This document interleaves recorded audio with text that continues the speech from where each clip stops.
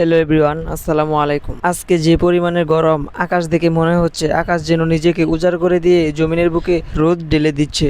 আর এই গরমের মধ্যে চলে আসলাম মাছ ধরতে। আর যে জায়গাতে মাছ ধরতে আসছি এটাকে আমরা গাং বলি। এই জায়গাটা আমাদের এক চাচার, এখানে গতবার ধান চাষ করা হয়েছিল। অন্যান্য জমি থেকে যেহেতু এই জমিটা একটু নিচু, তাই এখানে পানি জমে থাকে আর পানির সাথে মাছও জমে থাকে। 2 দিন আগেও এখান থেকে মাছ মারা হয়েছিল, তখন অনেকগুলো মাছ পাওয়া গেছিল।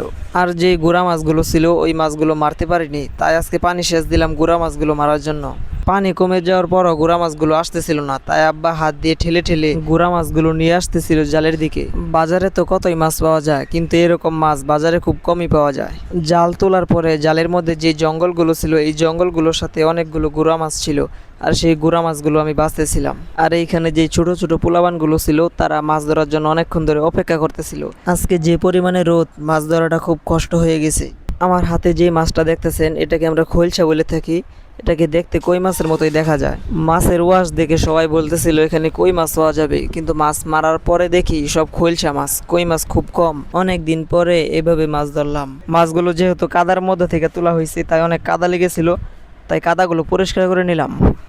বাপ চাচার সাথে মিলে মাছ মারার মজাই আলাদা। আজকে রোদের যে তাপ, রোদের কারণে আব্বার পিঠ একদম লাল হয়ে গেছে। আমরা যেখানে মাছ মারলাম এখানে প্রায় হাঁটু সমান পানি ছিল। রোদের তাপে পানি পুরো গরম হয়েছিল। আজকে আমরা মাছগুলো না মারলে হয়তো বা মাছগুলো এমনি মারা যেত।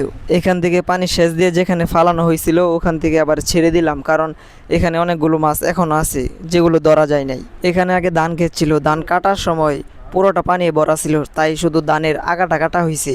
আর ধানের যে বড় ইগুলো ছিল ওগুলো এখনো পড়ে আছে নিচে, ওগুলোর নিচে মাছগুলো রয়ে গেছে। যাই হোক, যেহেতু মাছগুলো কয়েকজন মিলে ধরা হয়েছে তাই সবাইকে সমানভাবে ভাগ করে দিয়ে দিলাম। বাড়িতে আনার পর আম্মা মাছগুলো কাটতেছিল। মাছের মাথা বা কাটা এগুলো ফালানোর পরে হাঁসগুলো পাড়াপাড়ি করে খাইতেছিল। আজকের মতো এই পর্যন্তই। সবাই ভালো থাকবেন। আসসালামু আলাইকুম।